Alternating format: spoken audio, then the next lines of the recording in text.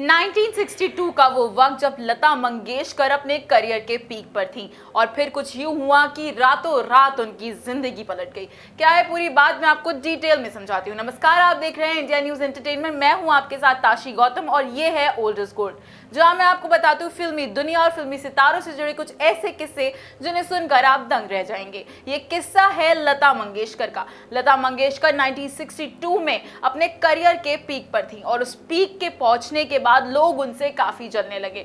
एक रात उनकी तबीयत काफी खराब हो गई और उनको उल्टी आने लगी। उल्टी हरे रंग की थी और थोड़ी सी स्लाइमी थी। इसको देखकर वो बहुत ज्यादा चिंता में आ गई और इस चिंता के बाद जब उन्होंने डॉक्टर से सलाह ली तो एक्सरे और कई टेस्ट्स के बाद उनको पता चला कि कोई उन्हें स्लोली पॉइजन दे रहा था और उस पॉइजन की वजह से उनके पेट में इतना ज्यादा पॉइजन आ गया था और उनकी शरीर इतना ज्यादा वीक हो गया था कि वो उससे डील नहीं कर पाई। उसके बाद उनकी बड़ी बहन उषा ने जाकर किचन में सबसे ये कह दिया कि अब से उनके लिए कोई खाना नहीं बनाएगा, सिर्फ वो खाना बनाएंगे।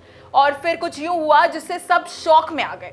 इसके बाद उनके घर के जितने भी सर्वेंट्स थे उनमें से एक सर्वेंट रातों रात बिना पैसे लिए घर से फरार हो गया और उनको समझ आ गया कि वो सर्वेंट उनको जहर दे रहा था। ये भी उन्हें समझ आ गया कि वो जो प्लांट किया था सर्वेंट को घर में वो किसकी वजह से किया था और उनको पता था, लेकिन वो उसके खिलाफ कोई एक्शन नहीं ले सकते थे क्योंकि उनके पास कोई प्रूफ नहीं था। इस वजह से उन्होंने इस बात को जाने दिया। लेकिन जब 3 महीने तक लता मंगेशकर बेड रिडन रही तो पूरी बॉलीवुड इंडस्ट्री में एक बात आ गई कि लता मंगेशकर आज के बाद से गाना नहीं गा पाएंगी और इस वजह से लता मंगेशकर भी एक डिप्रेसिव फेज में चली गई थी। लेकिन फिर उन्होंने एक स्पीडी रिकवरी दिखाई और फिर बैक टू बैक पूरी बॉलीवुड इंडस्ट्री को दिए सुपर हिट्स। सोचिए अगर लता मंगेशकर इंडस्ट्री का हिस्सा नहीं होती तो हमें इतने ब्लॉकबस्टर सुपर हिट्स गाने कैसे मिलते। तो ये थी लता मंगेशकर की जिंदगी का वो किस्सा जो ज्यादातर लोगों को नहीं पता है। और आप भी बताइए आपके क्या थॉट्स हैं इसको लेकर कमेंट सेक्शन में। और तब तक के लिए देखते रहिए इंडिया न्यूज एंटरटेनमेंट।